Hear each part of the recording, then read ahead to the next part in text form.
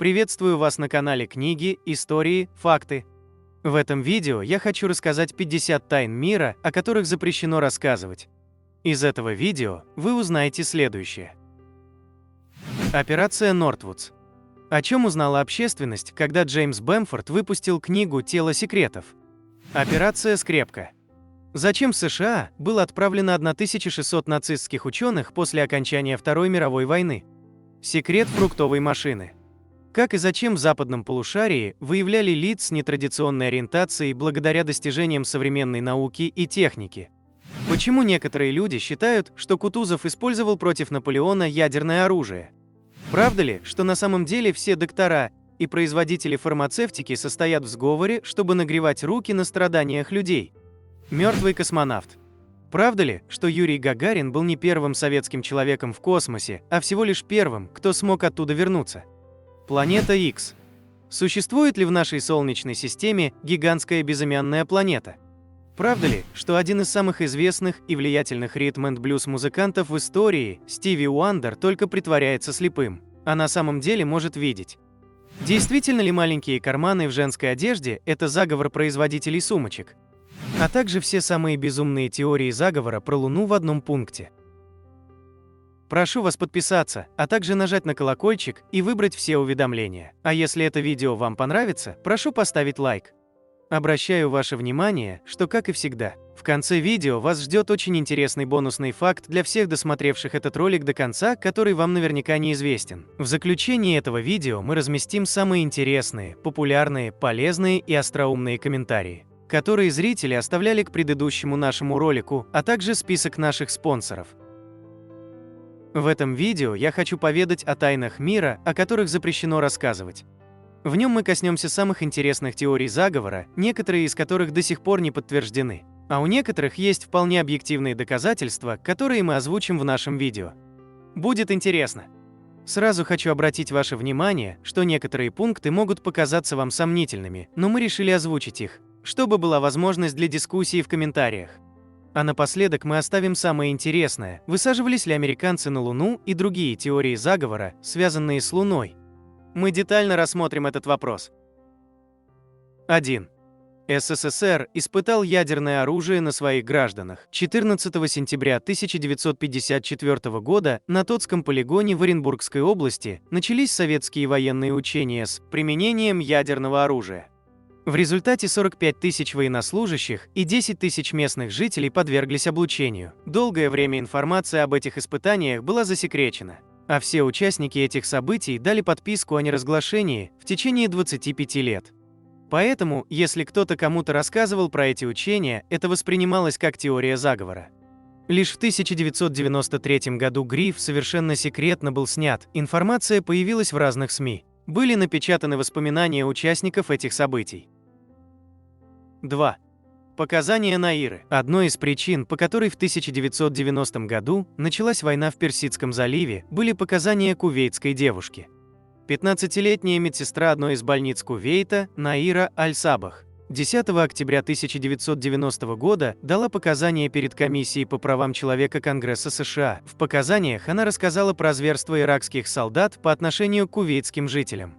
Она утверждала, что видела, как иракцы выбрасывали новорожденных детей из инкубаторов и оставляли умирать на холодном полу. Эти показания повергли в шок всю Америку и стали одним из аргументов в поддержку действий американской армии в Кувейте против иракской армии. Но спустя 2 года, в 1992, выяснилось, что все эти свидетельства были ложными. Наира Аль-Сабах оказалась дочерью кувейтского посла в США, а не медсестрой. Более того, на момент вторжения иракских военных в Кувейт она находилась в США. Ее показания были придуманы американским пиар-агентством Hill & Knowlton, которое наняло кувейтское правительство. На данный момент эти показания считаются классическим примером дезинформации. 3.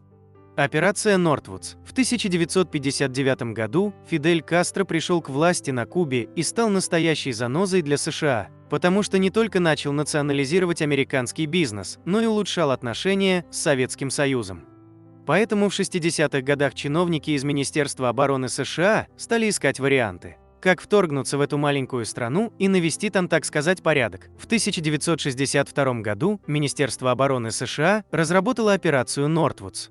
Планировалось совершить несколько терактов и военных действий на территории США, якобы со стороны кубинских вооруженных формирований. Такие меры были призваны обеспечить всеобщее недовольство и создать легальные причины нападения на Кубу. Судя по этому документу, Министерство обороны готово было принести в жертву своих же сограждан. Среди различных вариантов их действий был подрыв американского корабля или самолета, имитация атак кубинских МиГов на гражданские и воздушные суда и фабрикация авиакатастрофы с гибелью большого числа американских студентов. Подписал этот план один из его главных инициаторов, генерал Лайман Лемницер. Но Джон Кеннеди отклонил этот документ и сместил Лемницера с должности. Причиной такого решения стала возрастающая напряженность между США и СССР. Все документы до ноября 1997 года находились под грифом «секретно». Но потом были обнародованы среди множества документов по убийству Джона Кеннеди. Общественность узнала об этом только в 2001 году, когда Джеймс Бэмфорд выпустил книгу «Тело секретов». 4. Мафия существует. Это довольно странно, но когда-то даже такое очевидное и общеизвестное явление, как американская мафия, было простой байкой. Мало кто верил, что в стране действует тайное преступное общество со строгой иерархией, обладающее влиянием даже на самых высоких политиков. Слухи о существовании мафии ходили еще с конца XIX века. Но в полноценную теорию заговора они оформились сразу после введения сухого закона в 1920 году. Именно в те годы мафия стала набирать обороты благодаря незаконной торговле спиртным. Официально эта теория подтвердилась лишь в 1963 году, когда член мафии Джо Валачи публично признал существование мафии, а также предоставил подробную информацию о ее внутренней работе и тайнах правоохранительным органам. 5. Проект МК Ультра. С ЦРУ связано очень много теорий заговора, и многие из них – откровенная выдумка. Например, план Далласа, по которому США якобы откровенными материалами, рок-н-роллом и жвачками развращали советскую молодежь, что и привело к распаду СССР. Или то, что завербованный агентством Стивен Кинг убил Джона Леннона. Но одна из самых странных теорий все-таки оказалась правдой. Документы, которые были опубликованы в 1970-х, показали, что секретная служба занималась поисками и изучением средств манипулирования сознанием. Эта программа получила название МК Ультра. Она появилась в начале 50-х годов XX века в ответ на информацию о том, что Советский Союз разрабатывает средства и методики контроля сознания. Среди направлений работ были изменение интимных привычек, расстройство памяти, создание чувства зависимости, внушаемость, полное разрушение личности, методы выпытывания информации и так далее. Причем в работе сотрудники этого проекта не гнушались психологическими пытками, облучением, электрошоковой терапией, запрещенными веществами и ядами. С 1953 по 1964 год сотрудники ЦРУ провели более 150 экспериментов на людях без их ведома и согласия.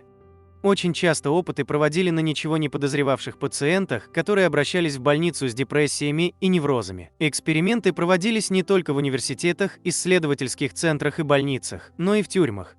Причем в тюрьмах не только США, но и Японии, Германии, Филиппин. Масштабы программы сейчас оценить почти невозможно, но есть данные, что в 1953 году на нее тратилось 6% от всего бюджета ЦРУ. По официальной статистике, на протяжении всех экспериментов было всего 2 смерти и 1 госпитализация. Но на самом деле точное число жертв неизвестно, потому что в 1970-х большинство документов и архивов было уничтожено агентами ЦРУ. Когда Конгресс США начал расследование, в конечном счете руководители МК Ультра пришли к выводу, что контроль над разумом невозможен. Но многие из наработок этой программы до сих пор скрыты от общественности. 6. Программа COINTELPRO. В марте 1971 года во многие новостные агентства штата Пенсильвания поступили копии официальных документов ФБР, в которых описывалось, что по всей стране под эгидой бюро действует программа COINTELPRO, цель которой – уничтожение неугодных общественных организаций. О том, что ФБР активно забрасывает своих агентов-диверсантов в организации и движения, многие догадывались и раньше, но всерьез не воспринимали. Но благодаря тому, что группа антивоенных активистов проникла в офис бюро и выкрала документы, это перестало быть теорией заговора. Эта программа ФБР действовала в США с 1956 по 1971 год. Полностью ее название звучит как Counterintelligence Program или контрразведывательная программа. Она была создана для подавления неугодных властям США, политических и общественных организаций. Изначально COINTELPRO ориентировалась только на коммунистические движения, такие как Коммунистическая партия США и Социалистическая рабочая партия. Но потом под удар попали сторонники Мартина Лютера Кинга, Черные пантеры, антивоенное движение, анархисты и многие другие. Но, что странно, белым расистам внимания почти не уделялось. Основными методами программы были клевета, распространение фальшивок, провоцирование конфликтов, стравливание организаций друг с другом и аресты. Очень часто ФБР сговаривалось с полицией, если нужно было похитить кого-то или избить. Также бюро внедряло своих агентов, которые вносили смуту в ряды организации, провоцировали конфликты и распространяли порочащие слухи. Дополнительно была организована тотальная слежка. Причем, как потом выяснилось, агенты бюро следили даже за Альбертом Эйнштейном, Эрнестом Хемингуэем и Джиной Сиберг. После публичного скандала директор ФБР Эдгар Гувер объявил о прекращении COINTELPRO. Против ФБР было заведено несколько исков, в итоге бюро вынудили рассекретить еще часть документов.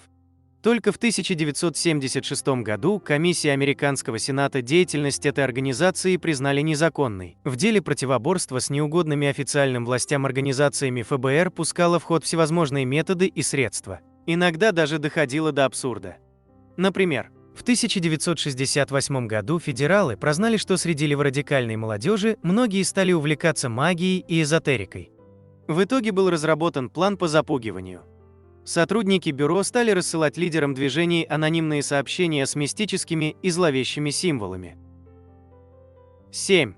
Операция «Скрепка». В фильме «Доктор Стрейнджлав» или «Как я перестал бояться и полюбил бомбу» один из главных героев, бывший нацист, научный советник президента США, которого иногда называют «мой фюрер». По слухам, этот образ был снят с Вернера фон Брауна, одного из 1600 нацистских ученых, отправленных в США после окончания Второй мировой войны. Вот только это никакие не слухи.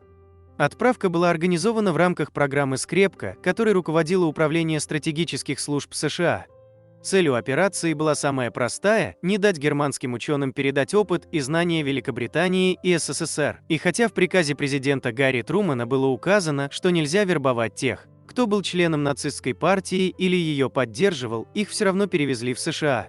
Для этого пришлось обелять личные дела ученых и вымарывать все неудобные моменты из их биографий. В 1947 году программу «Скрепка» свернули. Но на самом деле просто начали новую программу отрицания с повышенной степенью секретности. Последнего ученого по ней вывезли из Германии в середине 50-х годов. Кстати, в СССР после войны тоже трудились немецкие ученые. В 2019 году на сайте Росатома появились ранее засекреченные документы о нацистских специалистах, которые после войны переехали в СССР и приняли участие в создании первой атомной бомбы. Всего было перевезено около 300 ученых. В их числе лауреат Нобелевской премии Густав Герц, Николаус Риль, Манфред фон Арденне, Петер Тиссен, Хайнц Позе и Роберт Деппель. Причем многие из них за работу получили высшие государственные награды, сталинские премии, государственные премии СССР и ордена Трудового Красного Знамени. В 1950-х годах они вернулись в ГДР и ФРГ. 8. Исследование сифилиса Таскиги. Есть несколько теорий заговора, сторонники которых считают, что лекарства от неизлечимых болезней созданы, но их просто не выпускают на рынок по тем или иным причинам. И неспроста, потому что похожий случай действительно был. С 1932 по 1972 год в маленьком городе Таскиги под началом службы общественного здравоохранения США проводился эксперимент по исследованию сифилиса. Для него набрали 600 чернокожих крестьян из Алабамы. 399 из них уже болели сифилисом, у 201 человека его не было. В 1947 году в мире нашли лекарство от сифилиса – пенициллин. Уже к концу 40-х годов в США все врачи начали его использовать. Но вместо того, чтобы лечить подопытных, ученые продолжали вести эксперимент на протяжении 25 лет. Руководители настаивали, что его нельзя прекращать, пока все субъекты не умрут и не будут вскрыты. В итоге из 399 мужчин 28 умерли от сифилиса, а 100 – от осложнений. Эксперимент остановили только в 1972 году, когда информация о нем попала в прессу. Начались расследования и заседания судов.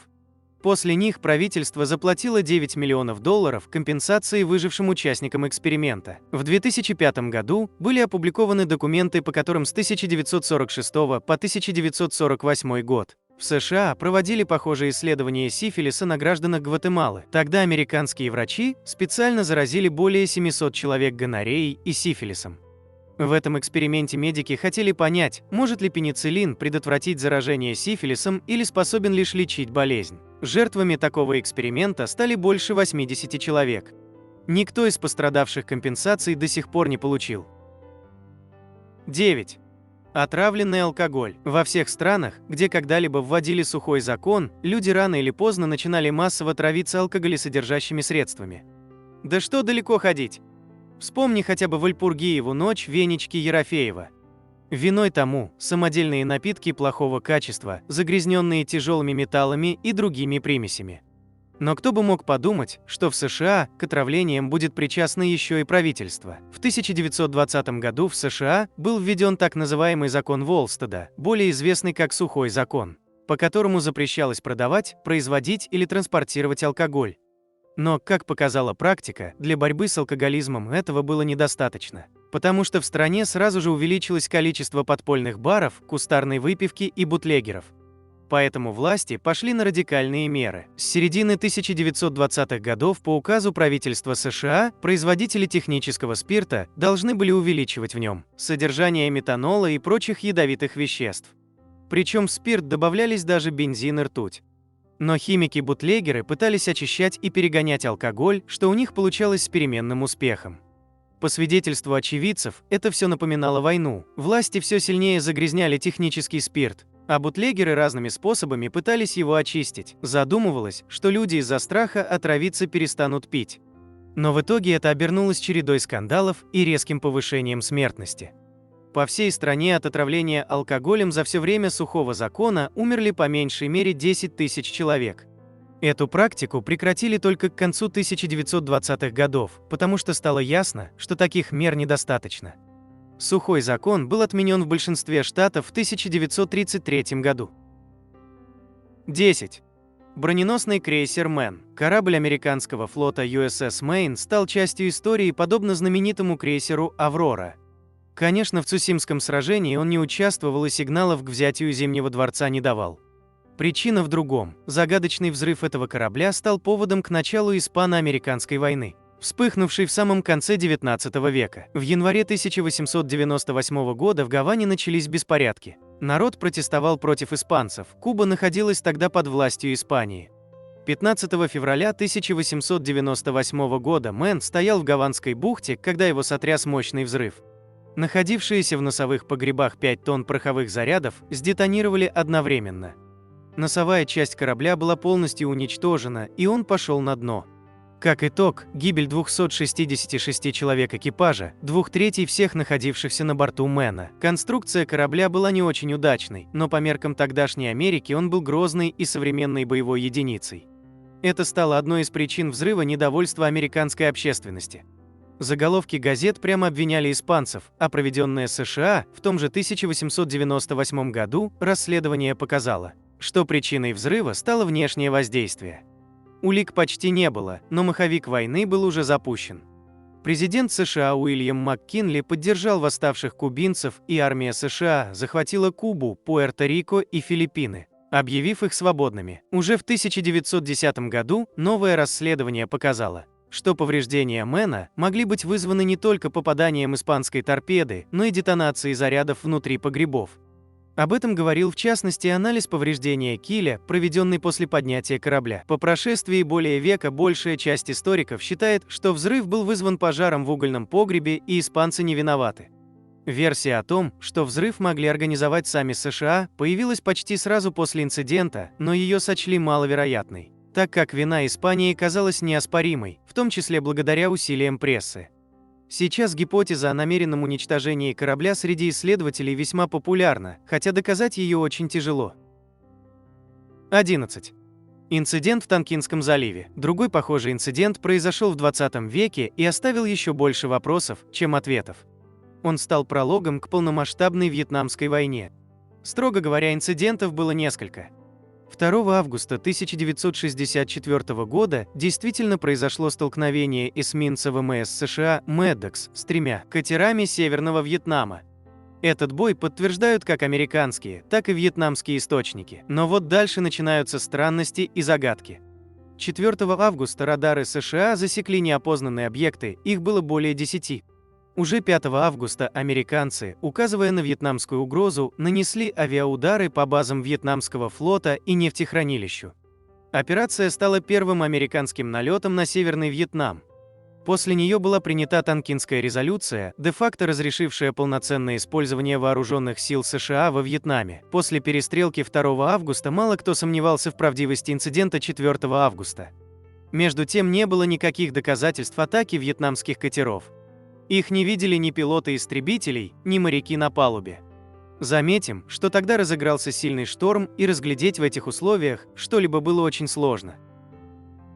12. Старина ХЭМ и ФБР. Многие уверены, что за ними следят спецслужбы. Чаще всего это всего лишь попытка придать себе значимость в своих и чужих глазах или психическое отклонение.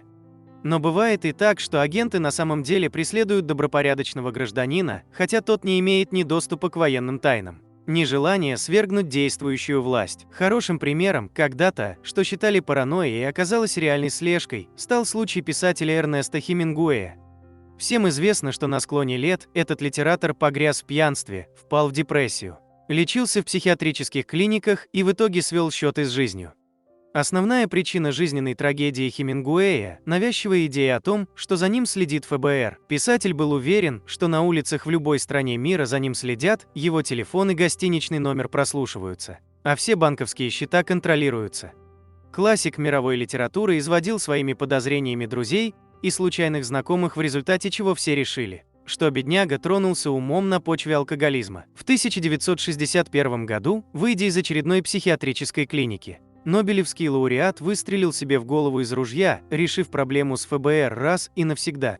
Спустя более чем 20 лет, в 1983 году, ФБР рассекретило отчет на 127 страницах, который полностью подтверждал то, что опасения Хемингуэя имели под собой почву.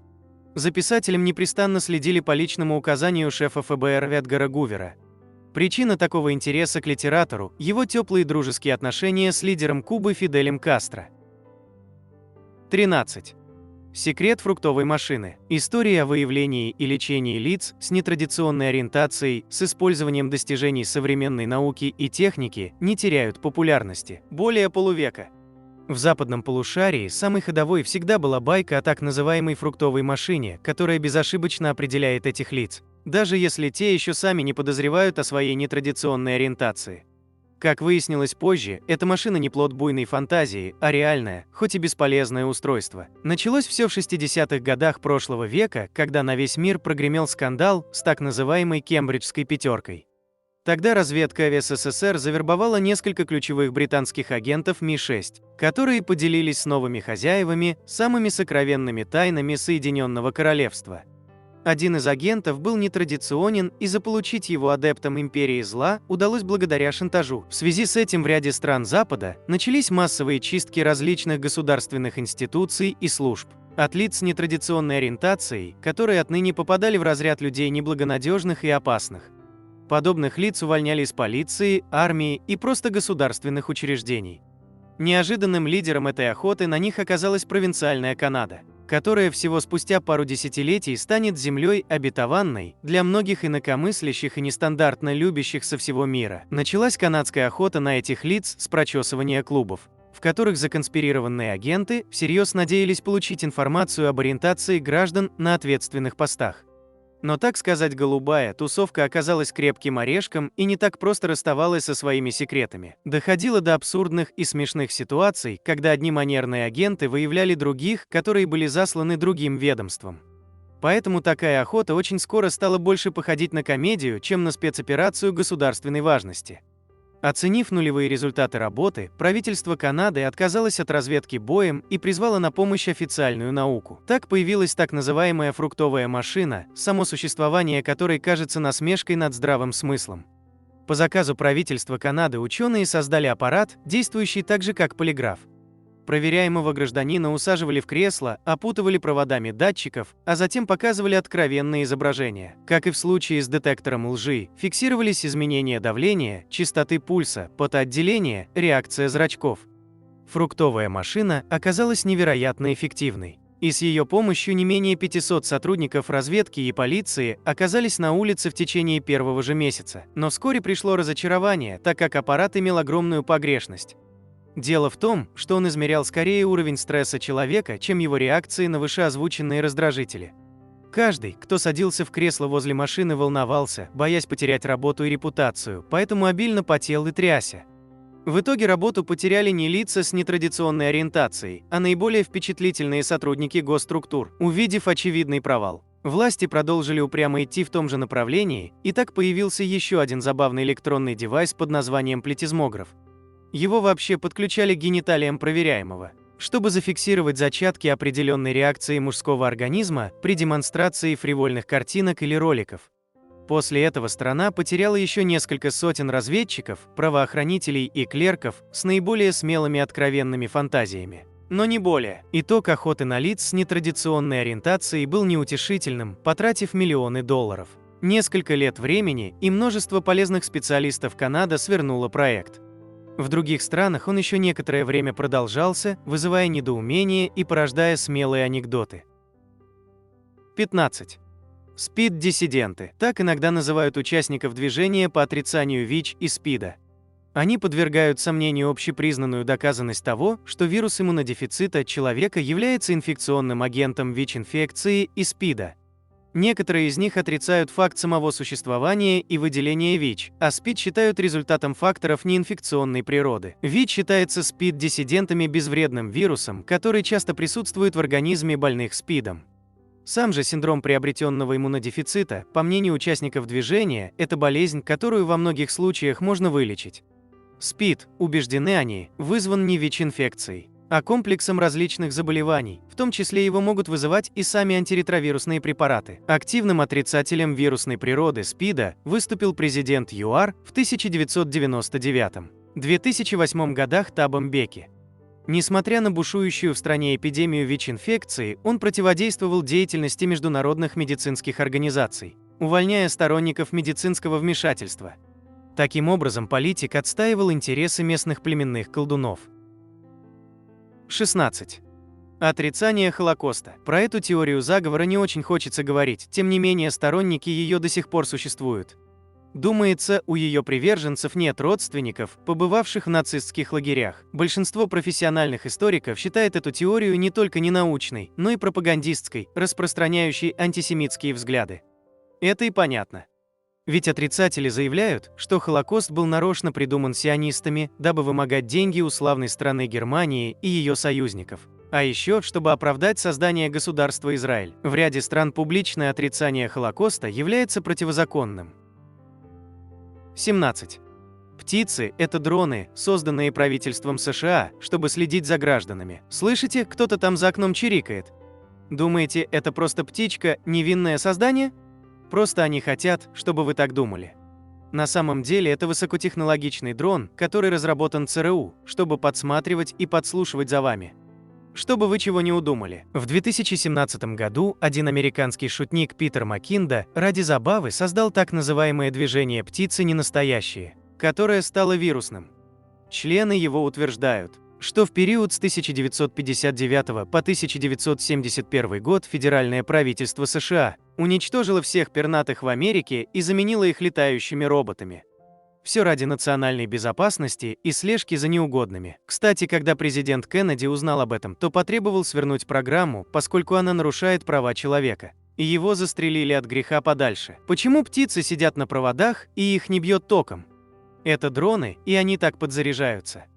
Видите, как все складно устроено? Несмотря на то, что Маккинда с самого начала позиционировал движение как шутку, к нему присоединились не только тролли, но и настоящие конспирологи. И странные люди по всему миру стали считать, что птицы в США и других странах – это роботы-шпионы. 18. Земля полая изнутри. А еще там есть жизнь. Земля, как известно всем здравомыслящим людям, плоская. Но существует теория, согласно которой она мало того, что шарообразная, так еще и полая. То есть внутри планеты есть огромная пустота, в которой находятся свои континенты, моря и океаны.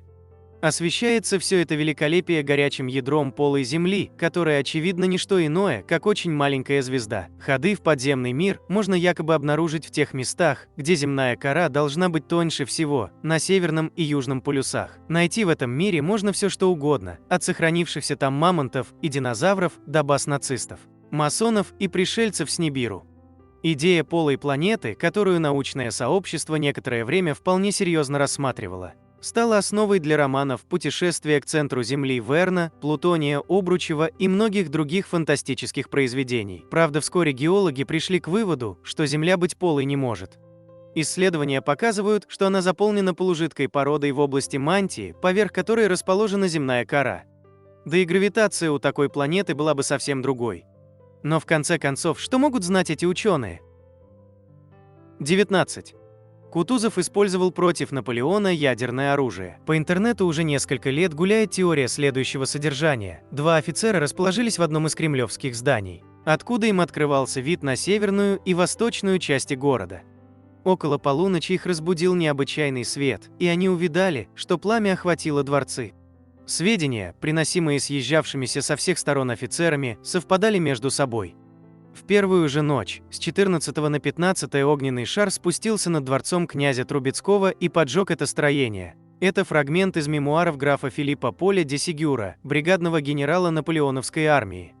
Из этого короткого текста некоторые поклонники альтернативной истории делают вывод, что пожар в Москве в 1812 году был следствием применения Кутузовым ни много ни мало ядерной бомбы. Посудите сами, насколько вески доказательства этой теории. Во-первых, в России нет деревьев старше 200 лет, выгорели из-за ядерных взрывов.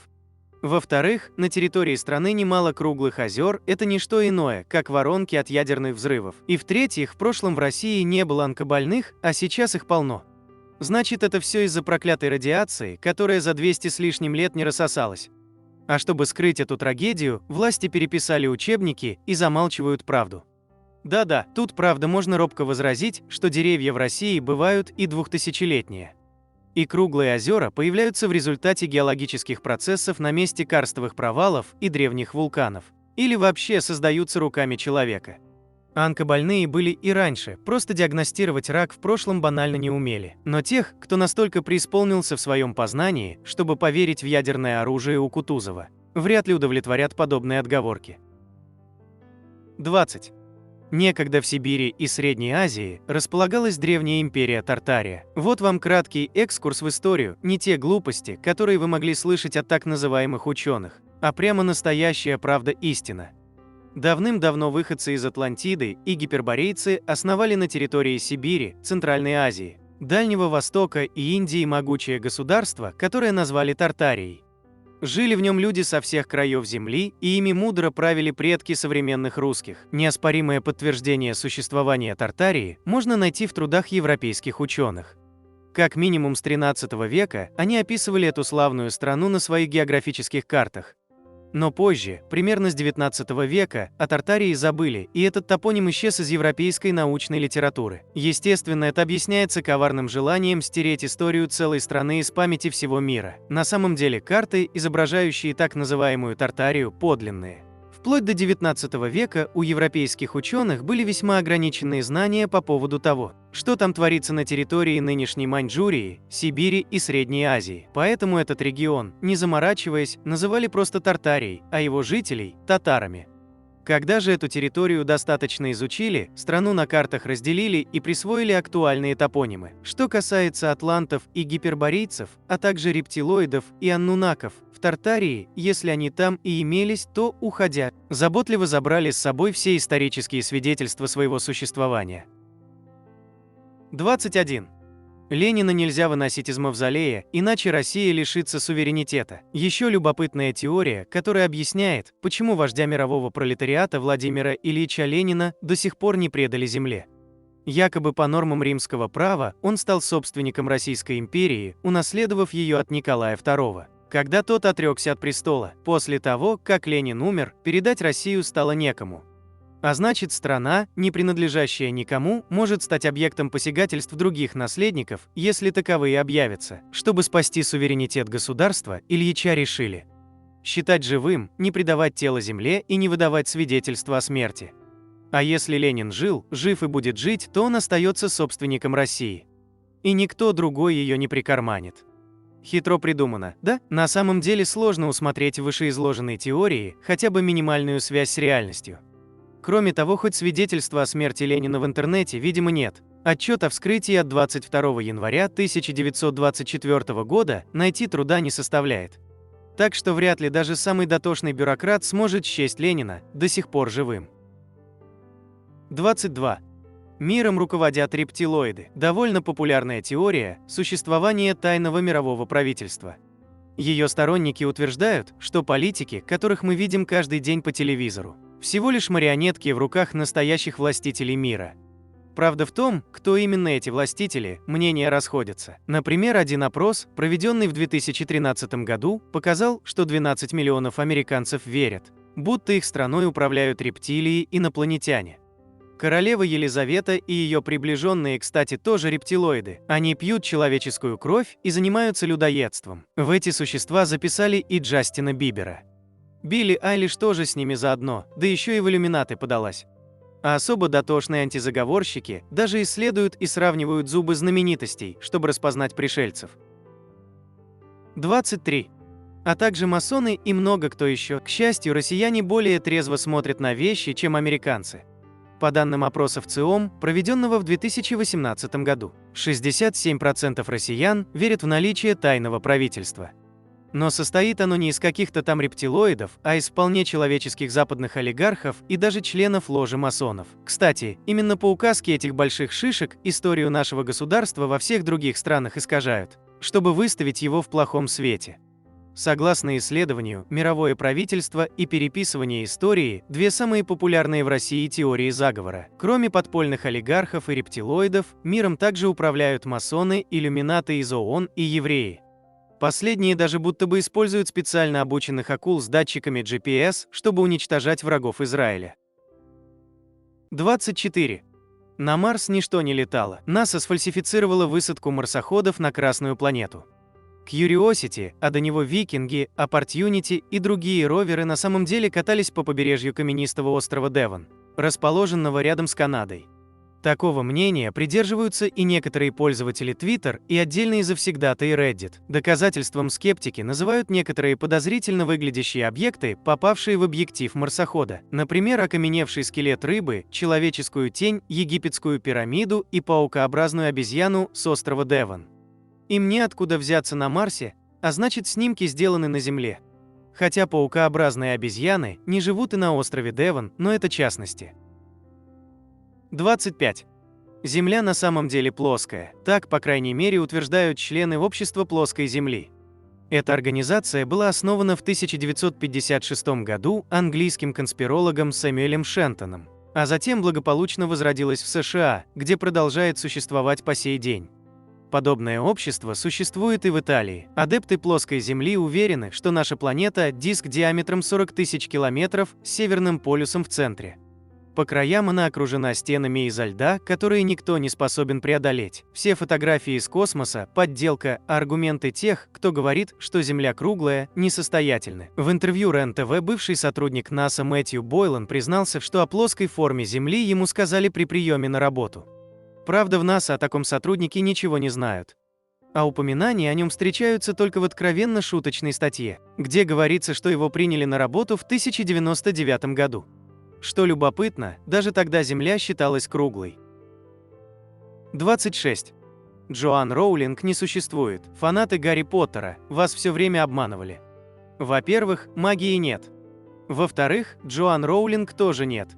По мнению норвежского режиссера Нины Грюнфельд, одна женщина никак не могла написать 7 таких больших книг за столь короткое время. Серия создавалась примерно 16 лет. Да чтобы еще они получились такими популярными. За всем этим стоит маркетинговая стратегия и работа так называемых профессиональных литературных негров. В качестве примера Грюнфельд приводит романы о Нэнси Дрю, которые писались группой авторов под коллективным псевдонимом Кэролин Кин.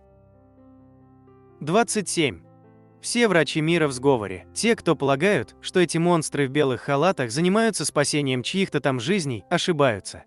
По мнению сторонников теории, на самом деле все доктора и производители фармацевтики состоят в сговоре, чтобы нагревать руки на страданиях людей. Коварные врачи скрывают, что смартфоны вызывают рак и препятствуют распространению гомеопатических природных лекарств, которые лечат его на раз, продавая вместо них свою бесполезную химию. А еще прививки придуманы ими специально для того, чтобы убивать и калечить неугодных детей. Тех же, кого не убьют вакцины, в конце концов уничтожат вездесущие ГМО. И интересный факт. Американская психологическая ассоциация выяснила, что именно антипрививочники чаще всего верят и в другие теории заговора и имеют больше проблем со здоровьем, чем остальные люди. 28. Австралии не существует. В 2017 году на Reddit была создана ветвь обсуждения, в которой 17-летняя шведка Шелли Флорид выдвинула любопытную теорию. Согласно ей, Австралии не существует. Как известно, значительная часть поселенцев, якобы колонизировавших этот материк, были осужденными преступниками. И на самом деле британцы просто сбрасывали колонистов за борт со своих кораблей. Целый континент был придуман английскими властями, чтобы скрыть одно из величайших массовых убийств в истории. Все австралийцы, с которыми вы могли контактировать, актеры или сгенерированные компьютером персонажи.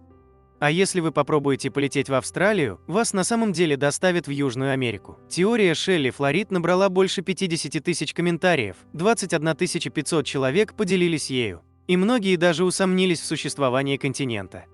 Хотя позже Флорид призналась, что просто троллила всех. 29. Финляндии тоже нет. Да, кстати, Финляндии тоже нет. Существование этой страны сфальсифицировали, чтобы содействовать введению квот на вылов рыбы для экспорта из России в Японию. Из нее потом делают суши. Теорию выдвинул 22-летний пользователь Reddit по имени Джек. По его словам, так ему говорила мама.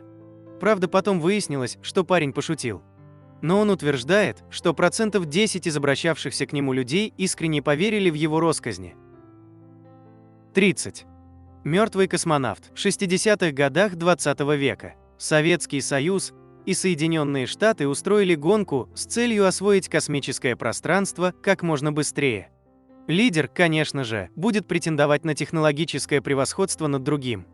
Первым начал Советский Союз. В 1957 году был запущен спутник, первый орбитальный спутник, созданный человеком. В 1961 году Союз нанес еще один удар. Первым человеком в космосе стал Юрий Гагарин. Однако братья Юдика Кордилья из Италии считали, что Гагарин не был первым. Братья создали прослушивающую станцию в Италии, чтобы перехватывать данные, передаваемые между наземными базами и космическими кораблями. Причем как американских, так и советских миссий. За несколько недель до успешного полета Гагарина братья утверждали, что обнаружили и зарегистрировали радиосигналы от космонавта, медленно умирающего на земной орбите.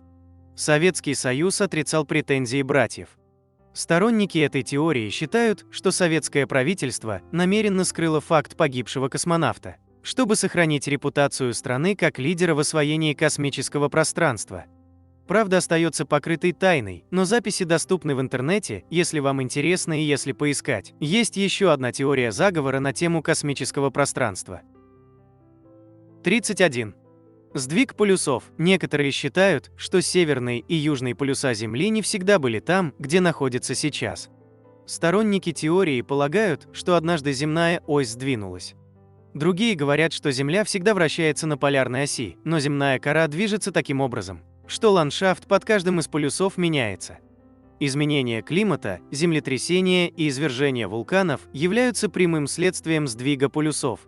Некоторые утверждают, что в скором времени Землю ждет очередной трагический сдвиг полюсов, в результате которого целые континенты окажутся под водой, а другие поднимутся из морской пучины. Гипотеза о сдвиге полюсов входит в список всемирных теорий заговора, которые, по мнению многих, скрываются правительством и знающими людьми от публики. Делается это для того, чтобы не вызывать панику у населения. Скептики лишь пожимают плечами, утверждая, что нет никакого научного обоснования для сдвига полюсов. Истинные полюса Земли не совпадают с магнитными полюсами, которые, в свою очередь, однозначно сдвигаются. Северный магнитный полюс медленно движется с северо-запада в сторону Канады. Это означает, что если вы в течение 10 лет будете ездить на Северный полюс по компасу, каждый раз вы будете приходить к другому месту. 32. 2012 и конец света. Во всем виноваты майя. Они создали длинный календарь, который носил духовное значение для целой культуры. Календарь был поделен на несколько циклов, последний из которых завершился в декабре 2012 года. Некоторые люди считали, что майя знали, что после 2012 года мир обречен на Рагнарёк. Есть масса теорий о том, как это могло быть. Некоторые считали, что в 2012 году произойдет сдвиг полюсов. Другие, что после 2012 года Землю ждет новая эпоха страшных разрушений, за которыми последует новый век мира и просветления. Третьи, что в 2012 году тайное правительство добьется своих целей и обретет мировое господство. Что произошло на самом деле? Мы радостно констатируем, на дворе 2025 год. Все хорошо. 33. Иллюминаты и Majestic 12. Секретные правительства являются основным ядром теории заговора. По словам уфолога Уильяма Мура, Majestic 12 было кодовым названием тайного отдела правительства США во главе с президентом Гарри Труманом. Цель отдела – борьба с инопланетными существами. Скептики говорят, что документы, которые Мур приводит в доказательство, являются подделками и нет никакого тайного отдела. А вот иллюминаты – еще одна секретная организация, имеющая доступ к тайнам Вселенной. Есть десятки теорий об иллюминатах и их деятельности, некоторые из которых говорят, что это организация, которая главенствует над всеми тайными организациями. Отдельные теории гласят, что иллюминаты являются общими потомками людей и внеземной цивилизации рептилий. Согласно этим свидетельствам, гибридные потомки сейчас находятся у верхушек власти во всех странах мира. И точат зубы, то есть когти. Цели у иллюминатов достаточно обширны, от простого мирового господства до подготовки Земли к колонизации других планет. Скептики отмечают, что нет доказательств в поддержку существования иллюминатов, но сторонники теории заговора говорят, что отсутствие доказательств лишь подтверждает существование группы. Иллюминаты, дескать, настолько эффективно работают, что стирают почти все следы своего существования. Кстати, о пришельцах? Как насчет Розуэлла и Зоны 51? 34. Розуэлл и Зона 51. Обсуждение теории заговора не обходит стороной и инцидент в Розуэлле. В июле 1947 года владелец ранчо Мак Бразель обнаружил несколько странных объектов к северо-западу от Розуэлла. Бразель не смог идентифицировать этот мусор, а военная база поблизости опубликовала противоречивую информацию касательно характера находки. Несколько газетенок подхватили сплетни. На тот момент люди просто считали инцидент необычным. Но спустя несколько десятилетий теории заговора на тему пришельцев подлили масло в огонь. Тогда десятки энтузиастов публиковали книги о Розуэльском инциденте. Основной версией происшествия было падение космического корабля, ну и, конечно, с последующим шифрованием со стороны правительства США. Военные, к тому же, конфисковали космический мусор. Согласно свидетельствам, органы транспортировали обломки на базу военно-воздушных сил в Розуэлле. Другие говорят, что их отвезли в Зону 51, секретную военную базу в Неваде, где правительство изучало экспериментально упавшую тарелку. В прессу попадали истории от чиновников о вскрытии тел инопланетян. Некоторые говорили, что любого, кто отваживался расследовать дело самостоятельно, посещали люди в черном, соответствующие бдящие органы. Официальная версия случившегося такова: на территории Розуэлла разбился аэростат с кодовым названием «Проект Могол», который был частью секретных испытаний военных. Никаких инопланетян. 35. Планета X. Существует ли в нашей Солнечной системе гигантская безымянная планета? По теории планеты X – да. Давайте припомним основные детали теории заговора о неизвестной планете. Итак, в нашей Солнечной системе есть 10-я планета, если, конечно, вы причисляете Плутон к планетам, в противном случае 9-я.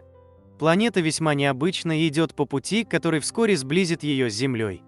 Сторонники теории ссылаются на растущее количество землетрясений и изменений погоды как на свидетельство приближения этой мистической планеты. Они также утверждают, что правительство вынуждает обсерватории прекращать наблюдение за ней, дабы не вызывать панику у населения. Астрономы говорят, что нет никаких свидетельств присутствия планеты X, и что если бы она существовала, мы бы увидели ее и без телескопа. 36. Шпионский спутник USA-193, 14 декабря 2006 года. Ванденбергская военно-воздушная база запустила ракету, несущую спутник под названием USA-193. Он был частью программы разведки НРО, National Reconnaissance Office. Короче говоря, шпион. На орбите у спутника возникли проблемы, и в конце 2007 года ВВС США обнаружили, что скоро, так сказать, малыш упадет на Землю. В январе 2008 года правительство США объявило, что намеревается сбить спутник ракетой. Зачем сбивать спутник? Штаты говорили, что в топливном баке спутника полно гидрозина, который ядовит. Если топливный бак переживет возвращение на Землю, он может приземлиться на населенный пункт. 20 февраля 2008 года США сбили ракетой спутник USA-193. Но некоторым этого объяснения показалось мало, а значит, власти скрывают. Объяснения разные. Некоторые считают, что США побоялись ронять спутник на территорию другой страны. Другие, что США хотели показать, что могут сбить спутник ракетой. В 2007 году Китай уничтожил другой спутник метеорологического характера, назвав это испытанием. Но это испытание поставило под удар другие спутники, летающие вокруг Земли, грозя превратить их в космический мусор. Спутник USA-193 был сбит на низкой орбите, что никак не угрожало другим спутникам. Мог ли ответ США быть направлен на Китай? Вполне. По мнению некоторых. 37. Лицо на Марсе. В 1970-х годах НАСА запустила два космических корабля под названиями «Викинг-1» и «Викинг-2» на Марс. Оба сфотографировали поверхность Марса и отправили снимки НАСА. На одной из фотографий холм на поверхности Красной планеты был похож на лицо. Автор-теоретик заговора Ричард Хёгланд пошел дальше и заявил, что это не просто лицо на Марсе, это на самом деле лицо. Хёгланд предположил, что инопланетная цивилизация колонизировала Марс, и лицо лишь подтверждает существование инопланетного города в секторе Цидония. Когда другие спутники начали фотографировать поверхность Марса, изображения Цидонии показали, что лицо было всего лишь проявлением эрозии почвы. В ответ на это Хёгланд заявил, что оборудование, используемое НАСА для последующих снимков, не было таким точным, как то, чем снимали викинги. Кроме того, космическое агентство отредактировало снимки, сделав лицо на них менее похожим на лицо. 38. Гитлер живет на Луне. Адольф Гитлер, наверное, одна из самых востребованных исторических фигур в конспирологии. Почти все теории про него основаны вокруг того, что фюрер не покончил с собой в бункере, а умудрился спастись каким-либо невероятным образом. Кто-то говорит, что Гитлер уплыл на подлодке в Аргентину. Кто-то считает, что ЦРУ скрывало факт его пребывания в Колумбии. Кто-то думает, что Адольф прячется от правосудия в Антарктике. Самая нелепая же версия включает в себя космические путешествия. Благодаря продвинутым разработкам немецкой авиации Гитлер и другие нацисты смогли улететь на секретную базу, расположенную на темной стороне Луны, где прожили остаток своих дней. Если такое описание кажется сюжетом для фантастического фильма, то только потому, что так оно и есть. Эта теория заговора послужила вдохновением для культового финского трэш-боевика «Железное небо», где лунные нацисты решили заполучить власть над Землей. Догадки о смерти Гитлера в очередной раз попытались развеять в 2018 году, когда французские исследователи нашли схожесть сохранившихся останков с медицинскими данными фюрера при жизни, что, конечно же, не остановит поток абсурдных домыслов на эту тему. 39. У Саддама Хусейна были звездные врата. Причины и цели войны в Ираке все еще служат поводом для многочисленных споров, в том числе и среди конспирологов. К примеру, австралийский академик, писатель и уфолог Майкл Салла предполагал, что реальным мотивом для вторжения США было наличие у Саддама Хусейна звездных врат, портала в инопланетный мир, который в древние времена принадлежал шумерам. По мнению Саллы, портал связывает Землю с Нибиру, так называемой 10-й планетой Солнечной системы, излюбленным объектом среди уфологов и прочих исследователей контактов с внеземными цивилизациями. Пришельцы с Нибиру периодически посещали нашу планету, поддерживали связь с Саддамом и делились с ним знаниями. США узнали о существовании портала в 1991 году, когда один из инопланетных кораблей был случайно сбит во время войны в Персидском заливе, что привело к планированию нового конфликта, который помог бы захватить контроль над важным космическим объектом. Также считается, что Джордж Буш и Тони Блэр боялись, что Хусейн узнает слишком многое и доберется до инопланетных технологий. Вот оно, то самое оружие массового поражения, о котором так много говорили перед вторжением в Ирак. 40. Аврил Лавин умерла, и ее заменили клоном. Слухи о том, что Аврил Лавин умерла, и ее заменили клоном, появились еще после выхода альбома Under My Skin в 2005 году, но получили широкое распространение лишь в 2017. По мнению некоторых фанатов, Лавин в начале карьеры страдала от внезапной популярности и наняла дублершу по имени Мелисса, чтобы скрываться от папарацци и назойливых поклонников. Не справившись с давлением и впав в депрессию, в 2003 году певица погибла, и ее на постоянной основе заменили Мелиссой, которая продолжала записывать музыку под именем Аврил Лавин. В качестве доказательств сторонники теории приводят то, что у певицы изменились внешность, пропали пятна на коже, музыка, песни зазвучали попсовее, и публичный образ начала носить юбки вместо штанов. Все это можно легко объяснить взрослением и пластическими операциями, что не останавливает особенно упертых фанатов. Аврил не единственная, кого якобы заменили двойником или клоном. Похожие теории существуют про Пола Маккартни, Тейлор Свифт, Дэйва Шаппелла и еще про десятки других известных людей. 41. Стиви Уандер притворяется слепым. Один из самых известных и влиятельных ритм-энд-блюз-музыкантов в истории на самом деле может видеть, а слепым лишь прикидывается для всеобщего внимания. Такой слух активно ходит про Стиви Уандера уже где-то с 2015 года. Причиной тому послужило видео, в котором Уандер, незрячий почти с самого рождения, во время одного из выступлений словил падающий микрофон. Усилились эти догадки годом позже, когда на церемонии Грэмми в 2016 году, оглашая одну из наград, Стиви опустил голову и как будто бы взглянул на конверт с именем победителя. Сам музыкант тоже не помогает развенчать этот миф. Он регулярно ходит, так сказать, смотреть баскетбольные матчи и признался в одном интервью, что пилотировал самолет и смог его самостоятельно посадить. Как ни странно, но не верят в слепоту Уандера не только интернет-сумасшедшие, но и ряд знаменитостей, лично знакомых с музыкантом. Например, звезда НБА Шакил О'Нил рассказывал о том, что однажды столкнулся один на один в лифте с Уандером, который, как ни в чем не бывало, поздоровался с бывшим баскетболистом по имени.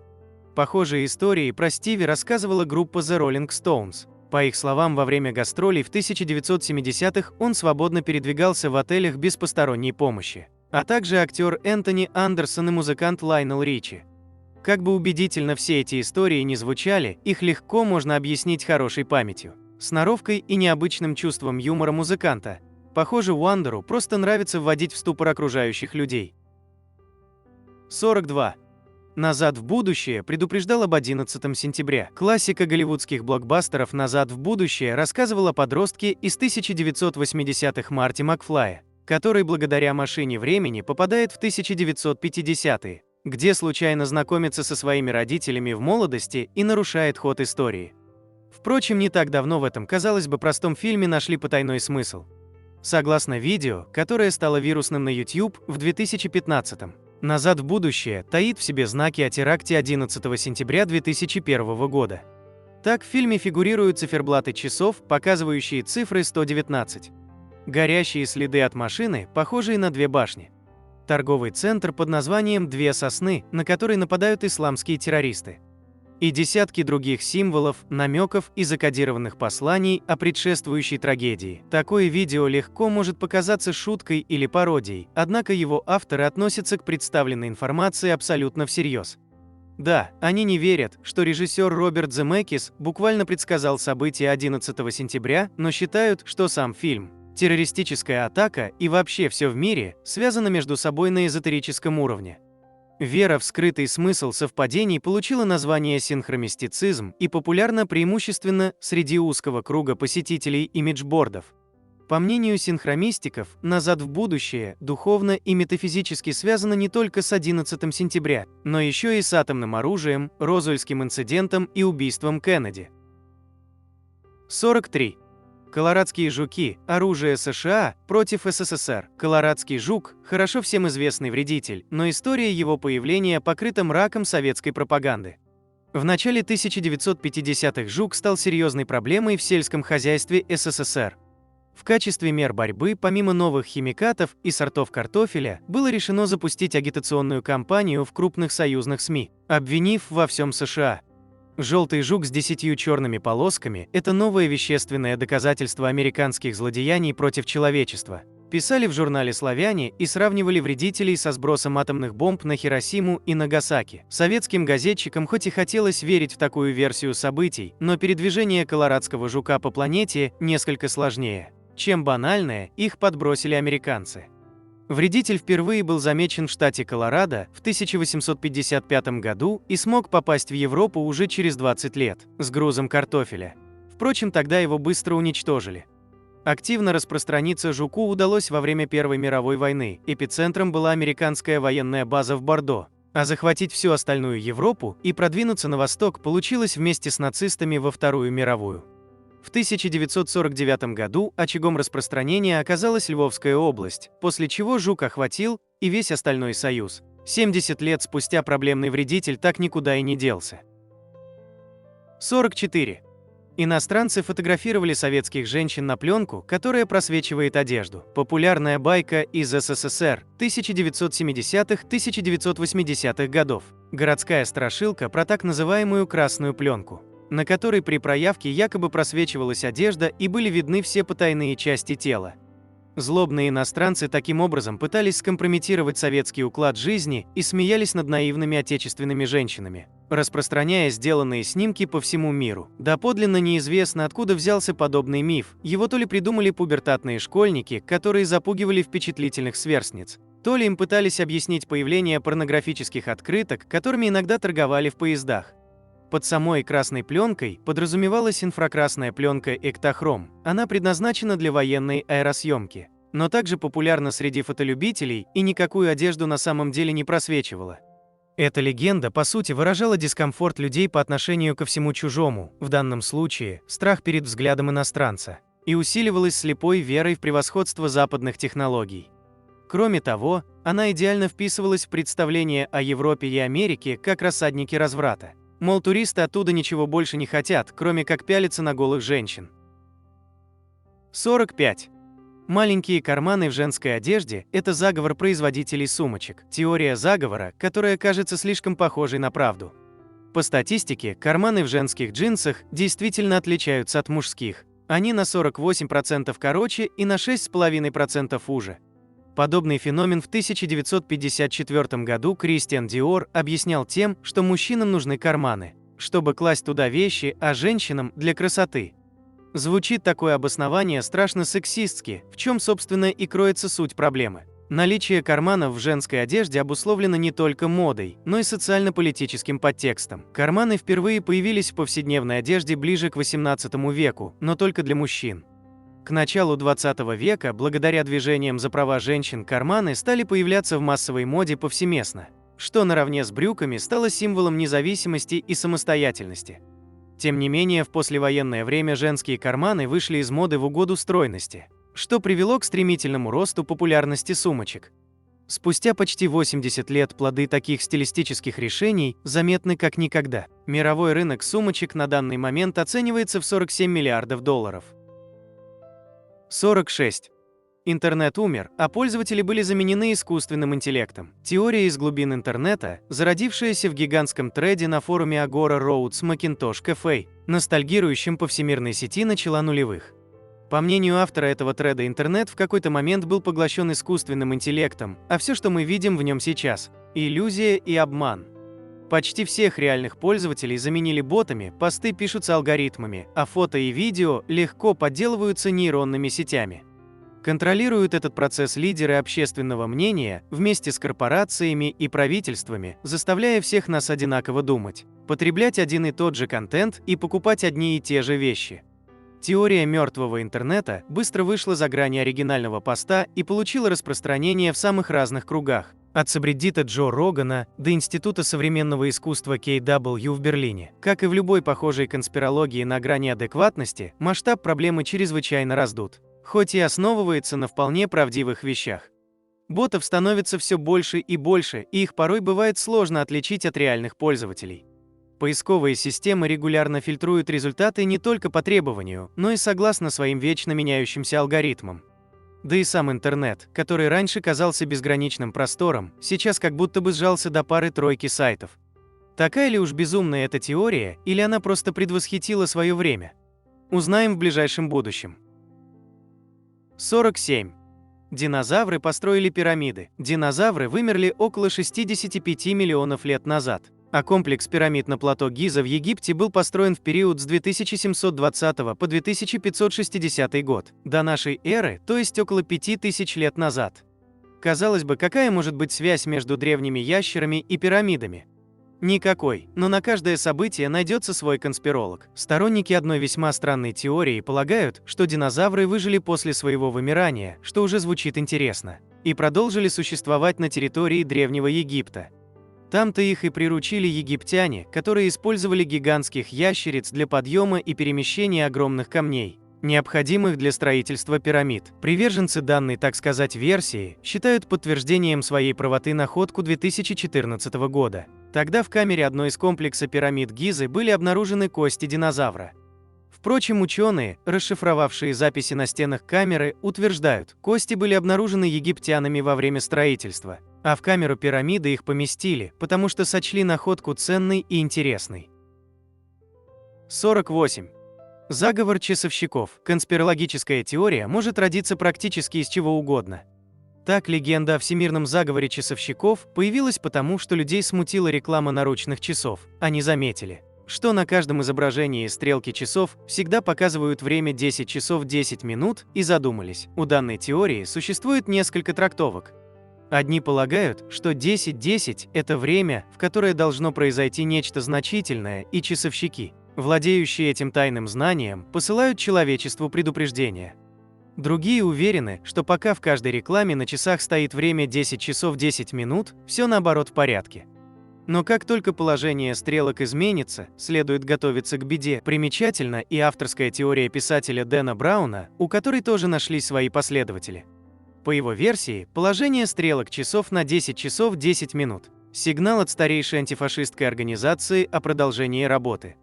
Логика здесь весьма странная. При положении на 10:10 стрелки часов образуют угол в 115 градусов, что соответствует температуре замерзания антифриза, а слово «антифриз» созвучно слову «антифриц», названию организации. Позволим себе отметить, что время 10:10 действительно часто используется в рекламе часов, но часто не значит всегда. Встречаются и фотографии с совершенно другим положением стрелок. 49. Большой адронный коллайдер построили для призыва древнего бога. Большой адронный коллайдер был открыт в 2008 году.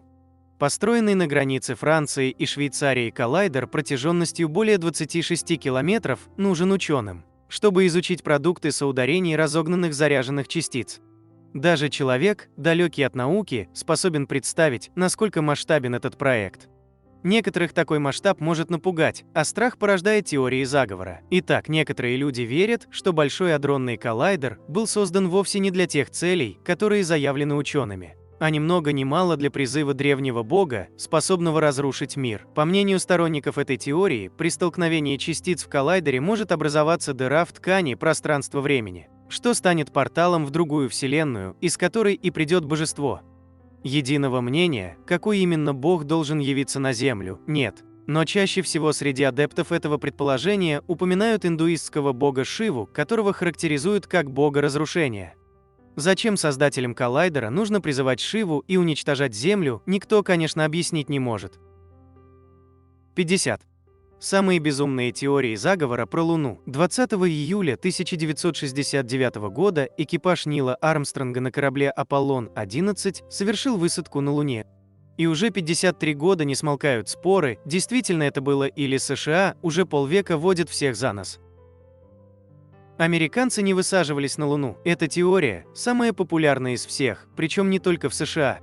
По данным ВЦИОМ, почти половина россиян считает, что никакой высадки не было. И это несмотря на то, что с 1968 по 1972 год США организовали 9 экспедиций. Есть сотни тысяч различных документов, подтверждающих эти факты. Но сторонникам данной теории на них наплевать, они год за годом задают одни и те же вопросы. Почему на фотографиях нет звезд? Почему флаг прямой, а не висит? Почему есть следы подошв, но нет глубоких отпечатков от модуля? Что самое интересное, на все эти вопросы уже много раз были даны исчерпывающие ответы, но конспирологи упорно им не верят. Например, на фотографиях нет звезд, потому что на поверхности слишком светло. Флаг прямой, потому что в него вшит металлический стержень. Следы от модуля есть, но не глубокие, потому что вес модуля лучше распределен, чем у астронавтов. Как говорят здравомыслящие ученые, если заговор был на самом деле, то в нем должны были участвовать более 400 тысяч человек. Именно столько человек участвовало в подготовке полета корабля «Аполлон-11». Вот что по этому поводу говорил Нил Армстронг. Это проще было сделать, чем сфальсифицировать. Советский Союз потерпел аварию. В 1990-е годы рассекретили документы по советской лунной программе, из-за чего появилось сразу несколько теорий заговора о том, что в СССР было несколько провальных запусков к спутнику Земли, закончившихся гибелью космонавтов. По одной из них Юрий Гагарин полетел к Луне 2 марта 1968 года. И он даже ее облетел, но по пути назад корабль взорвался. Поэтому смерть космонавта власти потом инсценировали в авиакатастрофе. Но эта теория легко опровергается, потому что в тот день он был на Земле, на запуске зонда-4 в Центре управления полетами, а потом уехал в Евпаторию. Существует хороший псевдодокументальный фильм на эту тему «Первые на Луне» 2005 года. В нем рассказывается, что еще до Великой Отечественной войны СССР создал первую ракету и готовился отправить космонавтов на спутник Земли. Луна – замаскированная космическая станция инопланетян. В 1969 году ученые из Академии наук СССР Васин и Щербаков опубликовали в одной из советских газет статью «Луна. Творение разума». В ней они выдвинули теорию о том, что она создана искусственно. Причем сделана очень хитро. У нее два слоя. Один сохраняет тепло и имитирует поверхность планеты, а второй защищает от крупных метеоритов. Позже эта теория преобразовалась в еще более дикую. Например, в 2013 году известный уфолог Скотт Уоринг писал, что Луна – это замаскированный космический корабль инопланетян, с которого они наблюдают за Землей. Скотт Уоринг знаменит тем, что периодически находит на снимках из космоса лица гуманоидов, древние пирамиды, разбившиеся НЛО и прочие интересности. А еще ведет свой YouTube-канал, где ищет на разных видео инопланетян и их тарелки. С его слов, базы пришельцев располагаются внутри планеты, а залетают в нее с обратной стороны. Скотт пишет, что он пришел к такому выводу, проанализировав фотографии кратера Джордана Бруно. Но от его теории сотрудники НАСА просто-напросто отмахиваются и сводят все к паридолическим иллюзиям, когда человек видит иллюзорные образы везде, где можно. Нацистские базы – пожалуй, самая эпичная теория заговора. Все началось с того, что после победы над Германией в 1945 году в руки СССР и союзников попало множество документов о различных проектах нацистов. Среди них были тяжелые баллистические ракеты, электронно-вычислительные машины и летающие дискообразные аппараты. Поэтому сразу же появилась теория, если все же какой-то из этих проектов удалось успешно реализовать, то вдруг лидеры Третьего Рейха улетели на Луну, где готовят грандиозный план мщения. Теория стала настолько популярной, что, опираясь на нее, в 1947 году американский фантаст Роберт Хайнлайн написал роман «Ракетный корабль Галилео». Было ли такое на самом деле? Однозначно нет, потому что, несмотря на некоторые успехи нацистских инженеров, до полетов на Луну им было еще далеко. А вот до Южной Америки очень даже близко. Луна нарисованная. Когда в следующий раз взглянете в окно ночью и увидите там большую светящуюся круглую штуку, знайте, что это голограмма, созданная специально, чтобы вводить людей в заблуждение. Так утверждает известный исследователь теории всемирного заговора Дэвид Айк. Ему вторит столь же крупный ученый Мэтт Роджерс, считающий, что Луна – проекция, закрывающая от нас таинственную планету Нибиру. Теория распространилась, и в сети можно встретить ее апологетов. Одни наблюдают за спутником Земли непрерывно в течение года, чтобы выявить признаки голограммы. Другие ищут несостыковки в словах астронавтов, якобы по Луне гулявших. Правда, позже сам Дэвид Айк пересмотрел свои взгляды. Теперь он утверждает, что Луна существует, но она полая внутри и служит базой для инопланетян. С момента первого полета на Луну прошло уже более 50 лет. Несмотря на то, что после него было еще несколько подобных запусков, кто-то до сих пор считает его гигантской фальсификацией. По некоторым версиям, на самом деле американцы никуда не летали, а видео снял Голливуд. Причем руководил всем никто иной, как Стэнли Кубрик. Прямых доказательств такой теории заговора, разумеется, не существует, но так еще интереснее. Фанаты выискивают намеки от режиссера во всех его фильмах и интервью. Документалист Джей Уайднер, а по совместительству авторитет в области магии и алхимии, снял в 2011 году документальный фильм «Одиссея Кубрика», где и привел все свои аргументы. Главный посыл фильма в том, что Кубрик не мог рассказать о своей работе из-за соглашения с правительством, поэтому решил открыть правду миру другим способом. Кратко перескажем некоторые притянутые за уши доводы и улики. Орнамент на ковре. Ковер, на котором Дэнни Торренс играет в машинки, имеет странный орнамент с шестиугольниками. Сам шестиугольник напоминает стартовую площадку 39А, с которой отправился в космос Аполлон-11, а черная полоса – подъездную полосу. Свитер с изображением ракеты. На Дэнни Торренсе присутствует самый жирный намек – свитер с изображением ракеты и надписью «Аполло-11». А ведь именно так и назывался космический корабль, на котором американцы полетели на Луну. Индейский орнамент. В фильме есть сцена, где Джек бросает мяч в стену. А на ней индейский орнамент, который тоже очень подозрительно напоминает ракеты. Изображение орла. Орла мы видим в кабинете управляющего отелем Ульмана, а еще на футболке Джека Торренса. А орел – это официальная эмблема лунной миссии Аполлон-11. Внешность управляющего отелем Стюарта Ульмана. По словам Джея Уайднера, управляющий отелем Стюарт Ульман очень сильно напоминает Джона Кеннеди, который и начал программу полета на Луну. Номер 237. В фильме в номере 237 обитает зловещий призрак полуразложившейся женщины.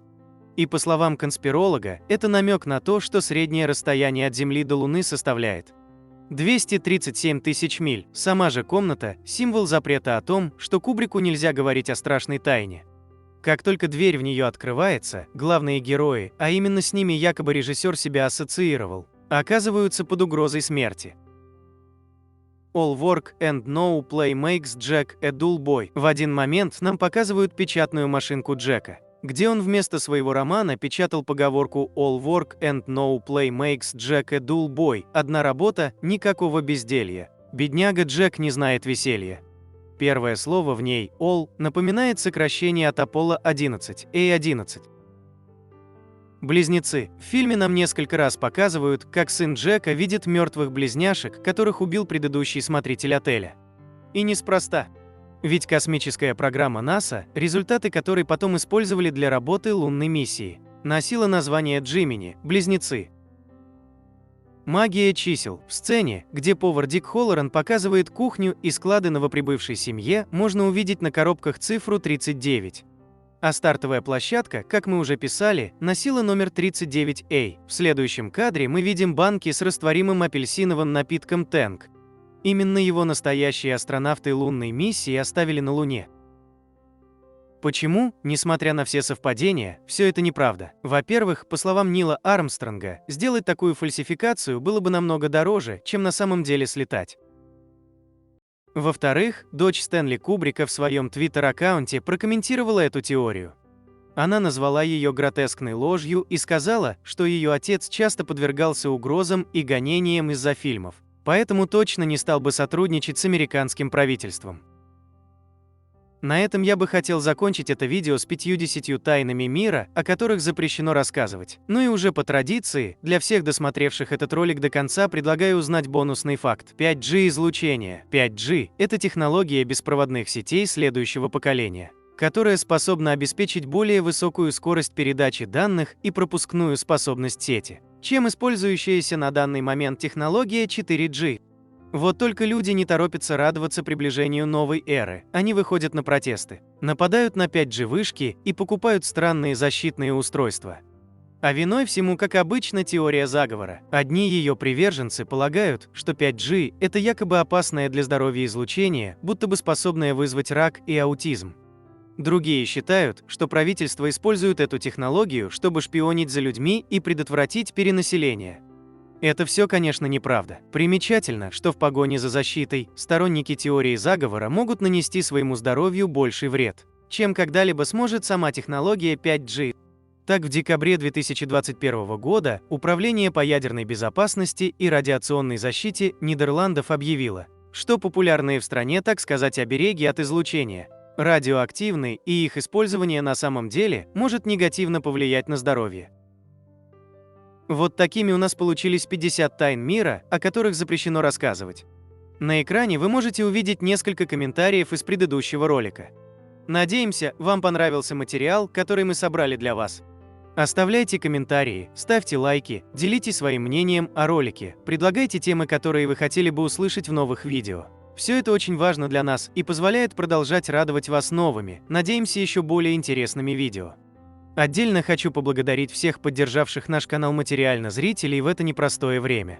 Их имена вы можете увидеть в описании ролика и на экране вашего устройства.